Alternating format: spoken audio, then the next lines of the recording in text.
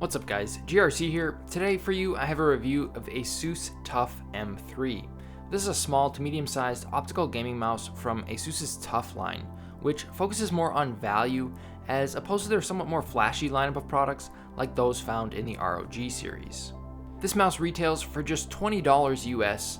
If, like me, you also have the attention span of a goldfish, the TLDW of this video is that the M3 should probably be avoided for any high level of competitive gaming.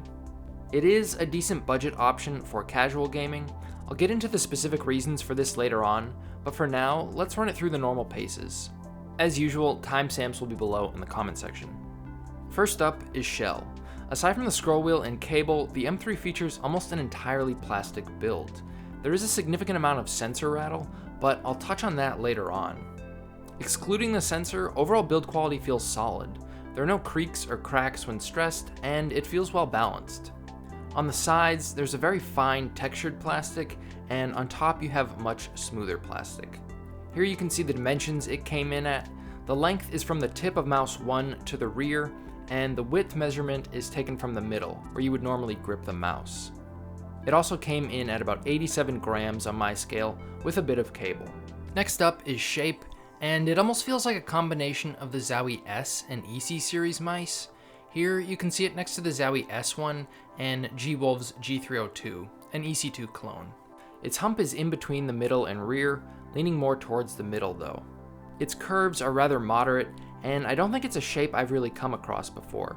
I can see this being an excellent mouse for claw or fingertip grip users. For my 20 by 10.5 centimeter hand though, it was too small for my claw palm hybrid grip. Next up is buttons. Mouse 1 and 2 have a middling amount of pre and post travel. They're not the most crisp clicks you're gonna find on a gaming mouse, but they're very good, especially when you consider the price point we're at. The side buttons are also good. They actually feel better than mouse 1 and 2. I do however wish they were a bit larger. You also get 2 DPI buttons in the middle. These can be remapped using the Asus ROG Armory software. If you don't want to install the software, the mouse does also come with 4 preset DPIs, and each corresponds to a different color. 400 is red, 800 is purple, 1600 is blue, and 3200 is green. This is always good to see, as I know a lot of people, myself included, don't like having to install a program for each piece of gaming hardware. Next up we have scroll wheel. It's good, definitely punches above its price point. There's decent tactility in its steps, and it has a solid rubber exterior. Mouse button 3 is a bit stiff, but overall, fine. Here's a quick sound test of the buttons and scroll wheel, just so you can get an idea of how they feel.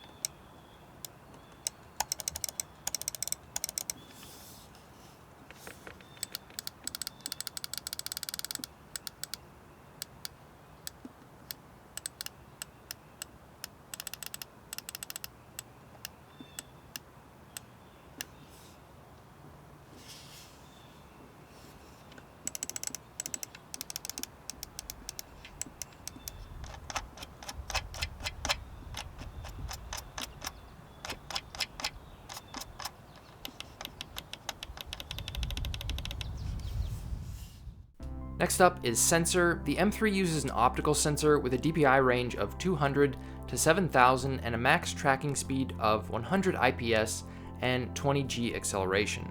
Based on these specs alone, it appears to be a slightly modified PMW3325. The sensor also displays a significant amount of rattle, making it unsuited for high-level competitive gaming. Take a listen.